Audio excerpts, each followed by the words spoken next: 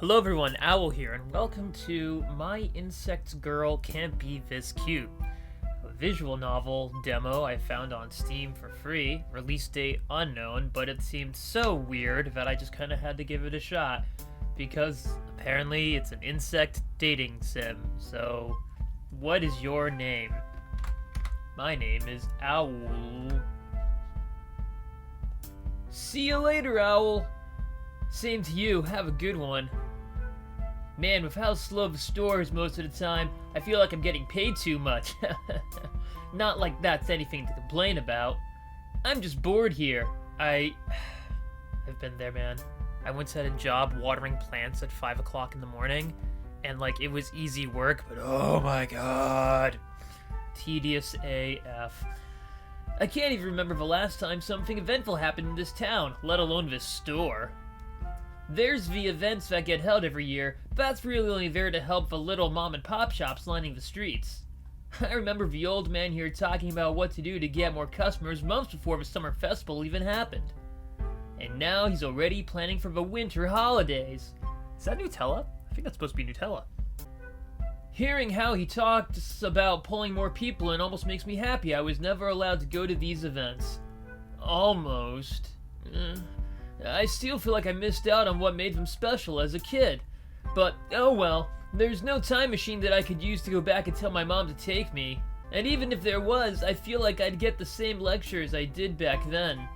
It's too far away and it's too expensive there.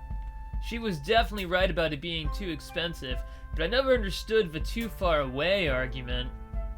Dude, gas is expensive. I grew up in the next town over, not even half an hour by train. Although, I say that, I use the exact same excuse most of the time when I tell her I can't come visit. Oh, he's a bad son, or she's a bad daughter. Moving on. I should stop putting that off. It's not like I hate going there or anything, it just feels like such a chore since moving here. I have a day off in 2 days, and then the weekend off.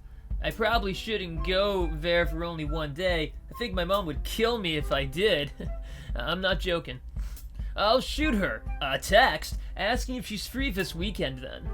Most of me wishes that she has plans, but a small part of me wants to go see her again. Well, her in the house.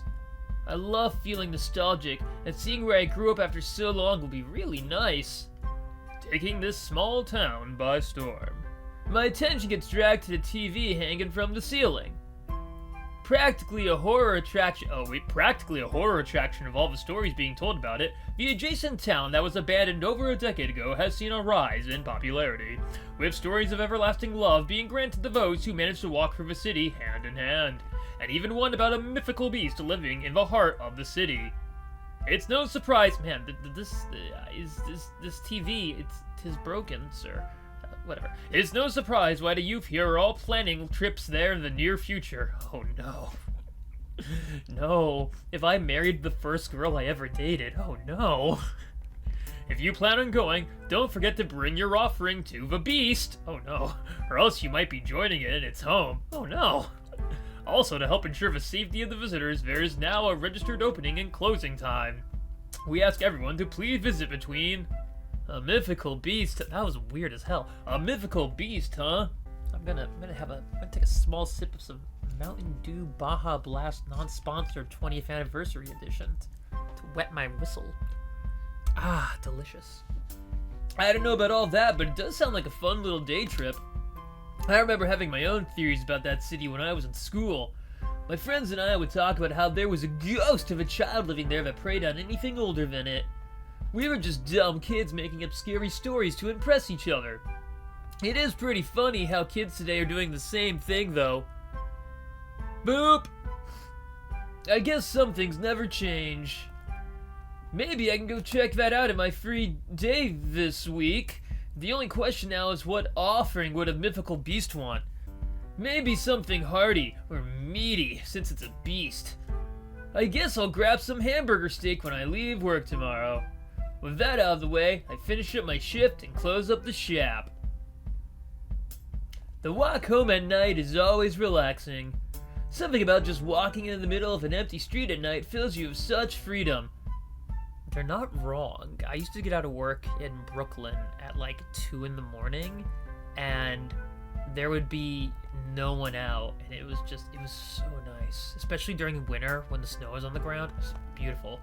Although there was one man who tried to get me to buy him baby formula, which was weird and definitely a scam, but other than that, it was pretty chill. That guy's probably dead by now. That's weird to think about. Moving on. Maybe it's the same feeling that's been drawing people into that abandoned city. I guess I'll find out when I visit.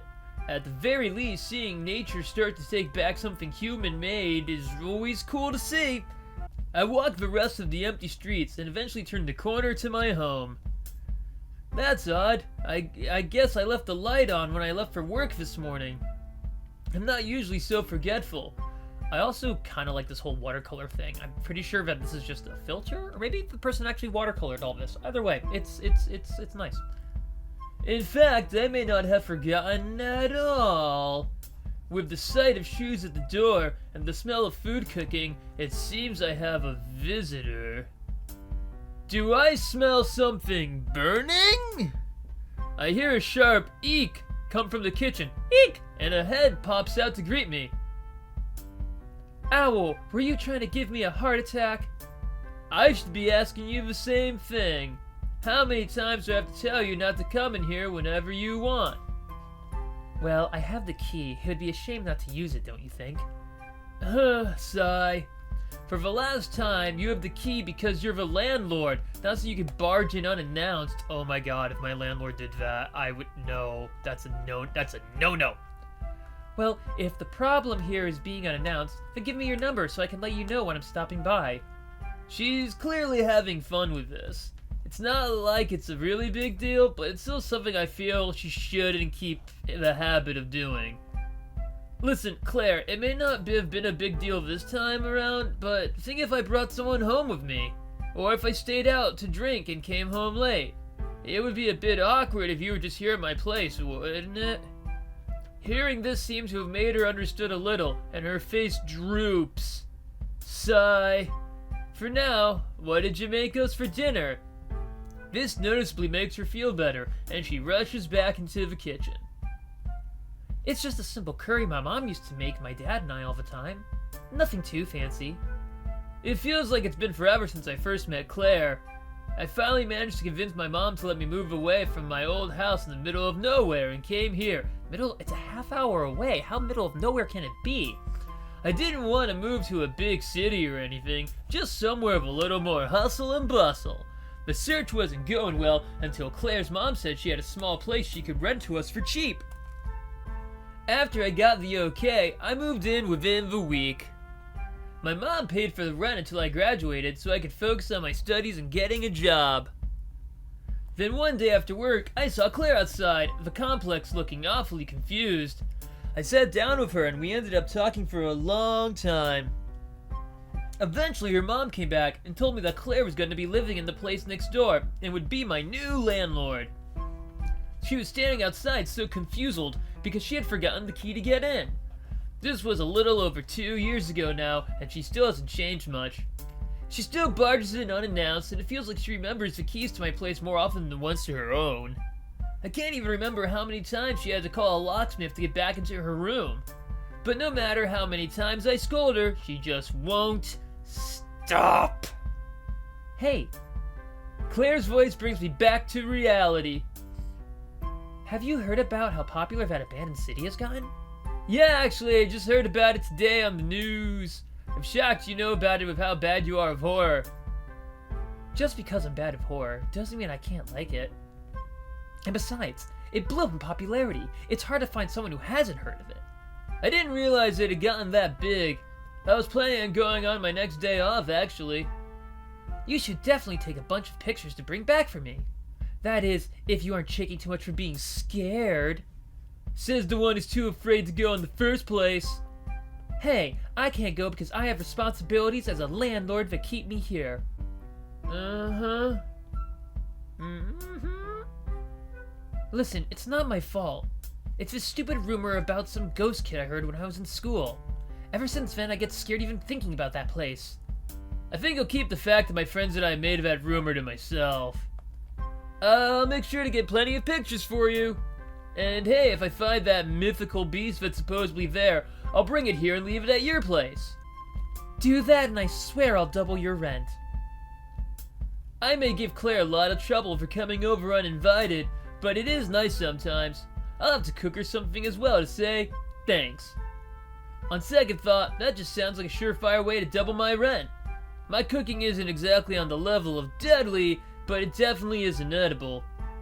While I'm lost in the sauce, Claire walks over with 2 steaming plates of curry and we dig in. As I come back from washing the dishes, Claire grabs my attention. Here, it might have been a joke earlier, but it doesn't make a whole lot of sense for you not to have my number. Just try not to send me anything you'd regret. Knowing your history, I feel like I should be saying that to you instead. We both give a little chuckle, and I grab her phone. I hand her phone back and stare at my contact list, now with 1 more slot filled. Okay, I'm gonna head out now. I'll make sure I put your number to good use. After seeing her out, I finish cleaning up and head to bed. Sleepy, sleepy, sleepy, sleepy, sleepy, sleepy, sleepy. I woke up at the store. Finally finished with this shift. It was a surprisingly busy day today. Well, busier than usual, I should say. For some reason, the store got a wave of teenagers on their way home from school. They weren't rude or anything, but they were rowdy. It took almost a full 3 minutes to get rid of them all. I may sound like a cranky old man saying it, but shouldn't they be home studying? I know I wasn't the most sociable guy in school, but even I turned down invitations to hang out in favor of studying most of the time. I honestly never studied, and I probably should have. Teehee. Regardless, they're gone and my shift is done. On my way out, I buy the Hamburg steak I wanted to take with me as an offering. It feels weird getting into something so childish, and honestly, it's a little embarrassing. Maybe I should head there late at night just to make sure no one sees me. I don't remember hearing it say it has a closing time or anything, so it should be alright. The TV report very much stated it had a closing time. Also, going to the abandoned building at night, it just feels like a really good way to get stabbed, you know? I wonder what it'll look like actually on the inside. I only ever saw pictures of it, but it was from decades ago. Come to think of it, I don't even know why it was abandoned in the first place. It seems kind of weird that an entire city bigger than this town here would all just agree to leave everything behind and move. I guess it would make more sense if they were forced out by someone, or by some thing, or by some unavoidable event. What would an event like that even be like, though?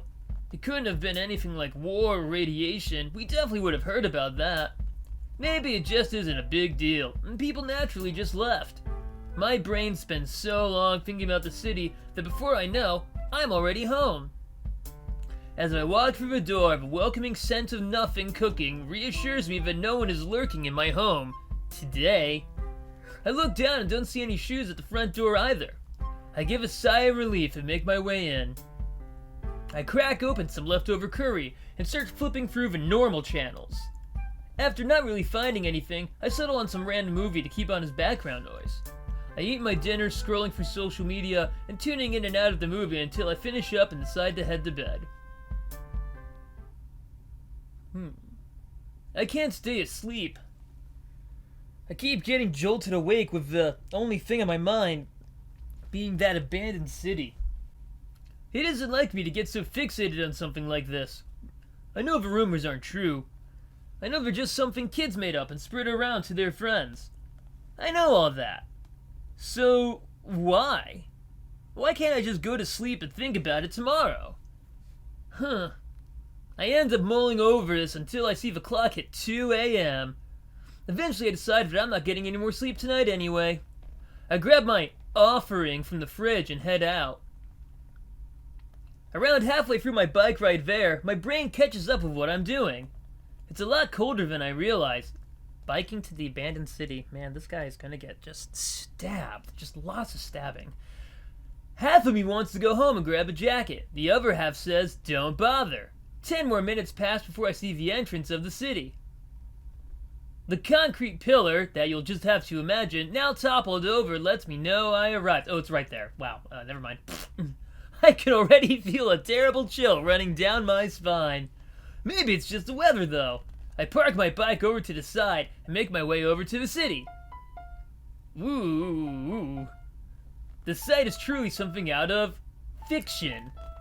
The ruined buildings all eerily darkened by the night. The only thing allowing me to find my way is the moonlight barely making its way through the clouds above. I slow my pace, making sure to take in the scenery as I round the corner to the offering spot. I'm not sure what I expected from a pile of offerings by kids, but it wasn't this. Yeah, that just looks like a bunch of trash. And some eyes. This feels more like a place for them to get rid of trash than anything else. I don't think even a mythical creature could digest this stuff. All of my excitement is gone by now. I throw my offering into the pile and start my trek home. I'm just happy no one else was here to see me make a fool of myself. Just as I turn around, however, I hear the sound of plastic crumpling behind me. I didn't see an animal there. Could a person have run out in the short amount of time it took me to turn around? How could someone move so silently, though, like a ninja? That instant of shock and fear and excitement rolls over me as I remember the rumored mythical beast. Surely not. I turned back around to see what was rummaging through the various wrappers and cans on the floor. I remain silent as I see nothing but glossy black hair paired with a tattered cloak draped over this person's shoulders. I guess it would make sense if this abandoned city still has people that called it home. I almost turned back around to leave before remembering what I put into the pile. I feel bad. Force myself to step forward, I make my way to them. Hello? They jump a little when I say this. They must have thought I left already. Sorry for startling you, but I put something in that pile that's unsafe to eat. As I'm about to apologize to take it out, however, I see them holding the hamburg steak I brought. They were eating it raw! Just like me. A huge wave of concern and guilt washes over me. What if they get sick because of me? I rush over and grab their shoulder and try to stop them. I can feel them jump once again as their head whips around to face me. I'm frozen both with shock and fear. It seems that it's frozen as well, as we both stare at each other. What the?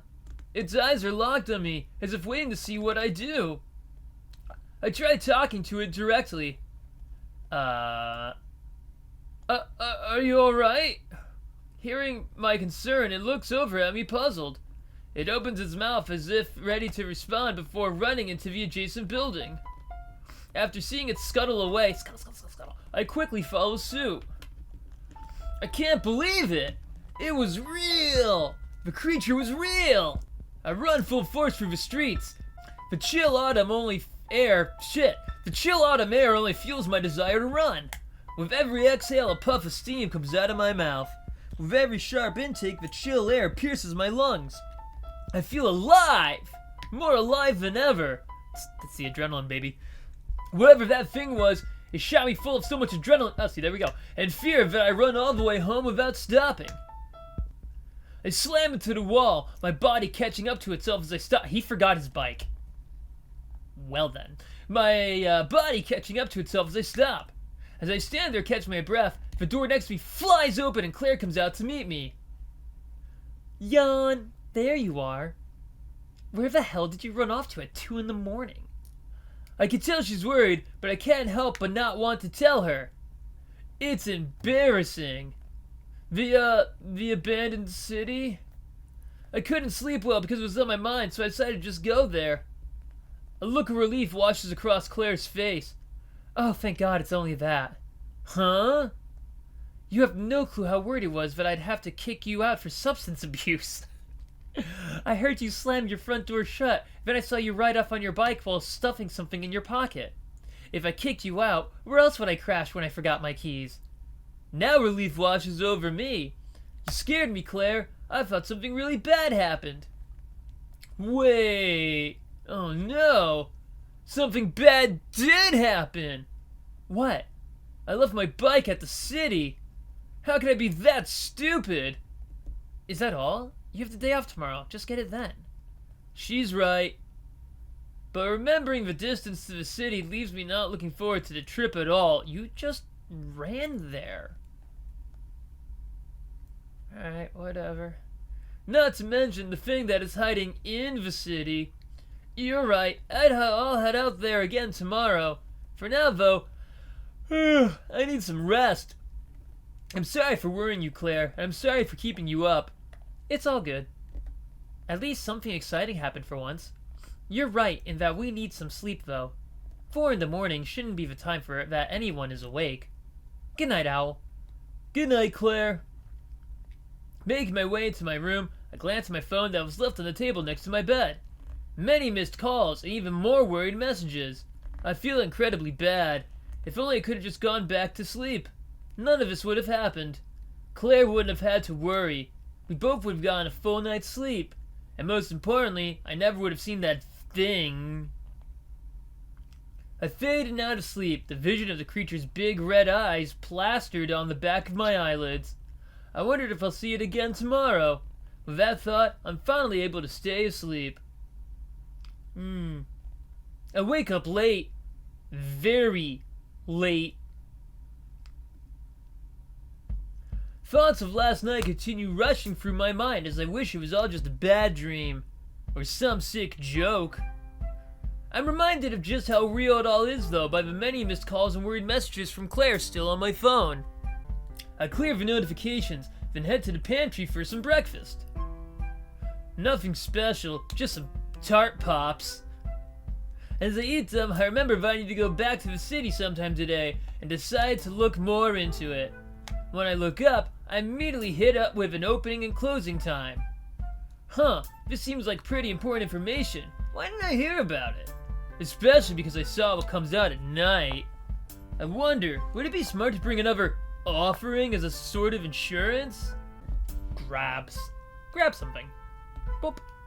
I go through the fridge to see if I can spot something I might like and settle on some sliced deli ham. I pocket it, weird, and head out. Just pocket ham. I make sure that I have my phone with me this time, and I lock the door behind me. It's already sunset by the time I leave. While on my way to the city, I realize it's a lot further away than I thought. I guess it felt a lot shorter when fleeing in fear and excitement. Just thinking of maybe spotting the creature again makes my heart race and gives me goosebumps. As I reach the entrance, I notice the sun setting is now nowhere near to be seen. That's a sentence. Walking up to the pillar, I can see a car parked a little up the road. But whoever that is doesn't concern me. I just need to grab my bike and leave. Unfortunately, as I move aside the bushes I parked it near, I don't see it. Okay, this isn't good. I glance towards the car parked up the road. Could they have... it's completely possible that these people are looters. I crouch down and start inching my way towards the car.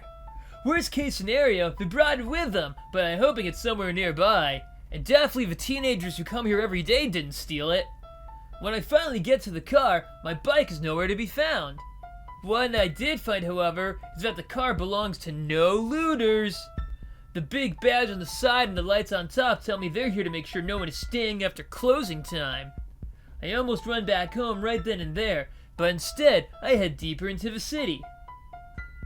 The bike was way too much to just leave it here.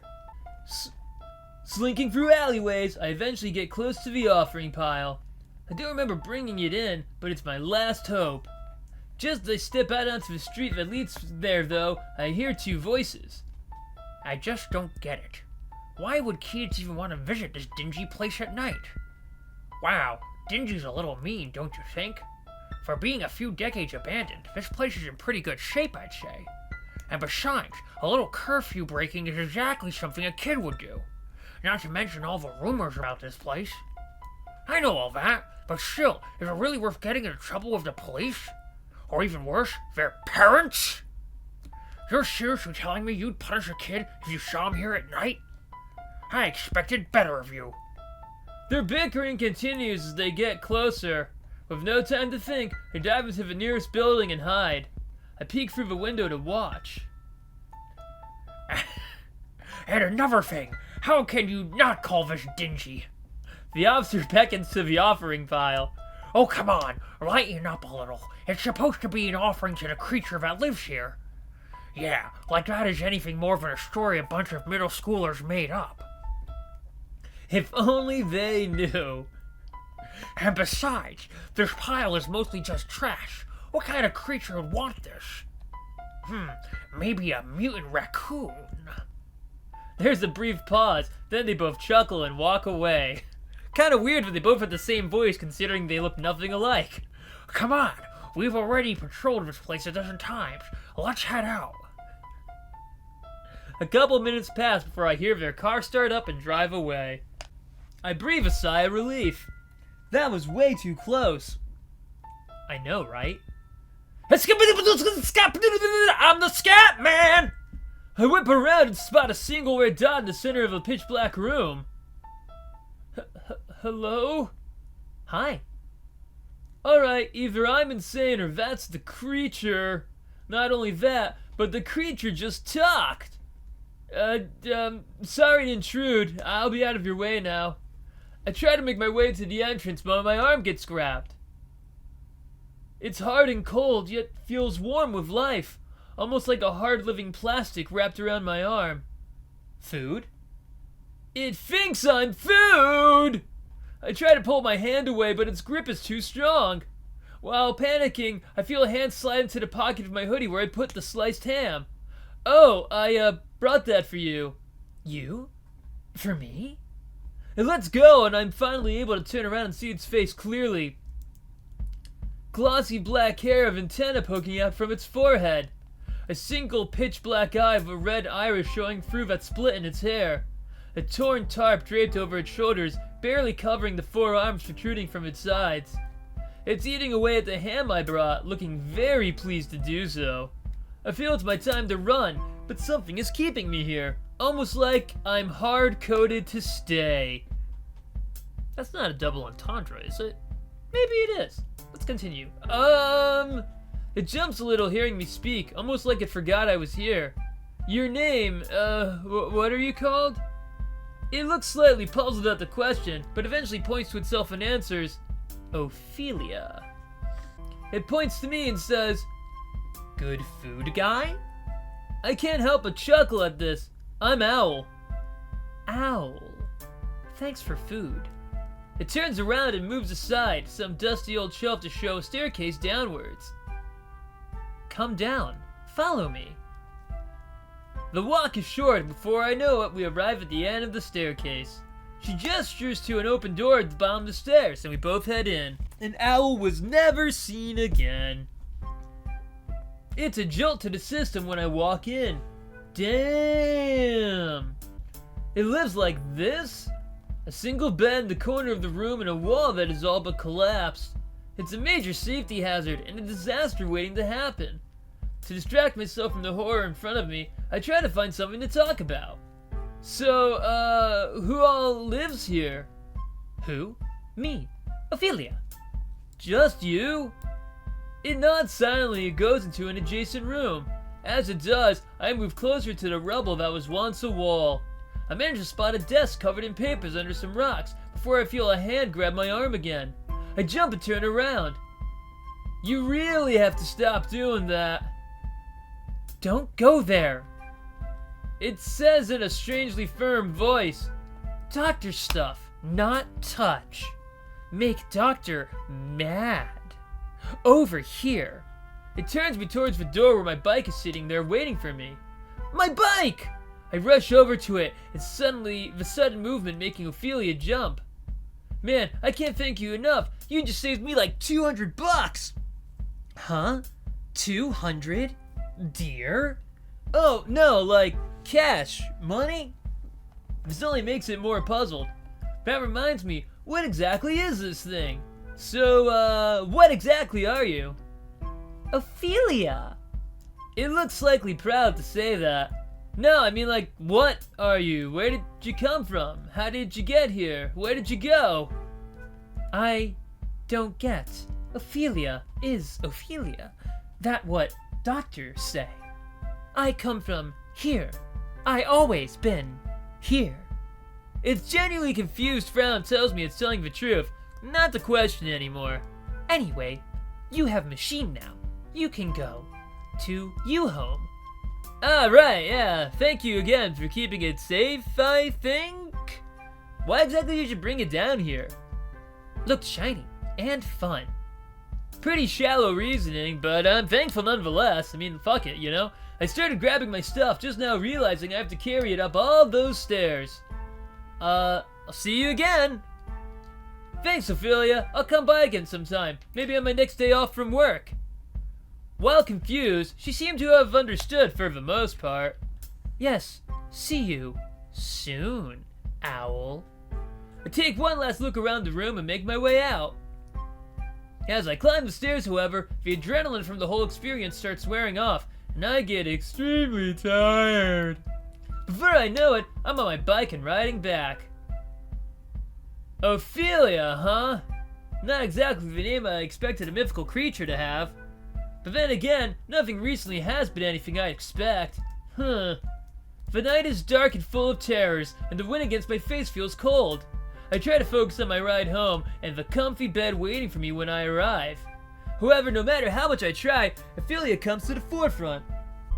It's a weird way of talking. It's dangerously decrepit place in the middle of an abandoned city.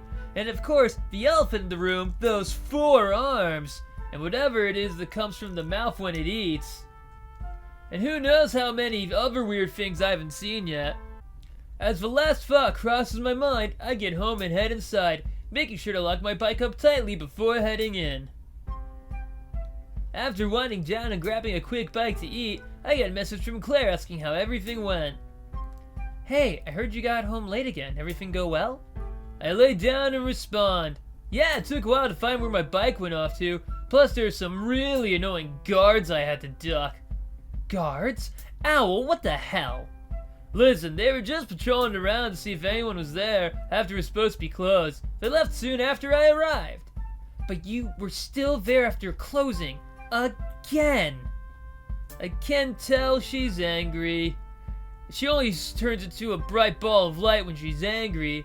It's fine, it's fine. I ran to a building and hid there until they left. And when they did, what am I exactly supposed to tell Claire here?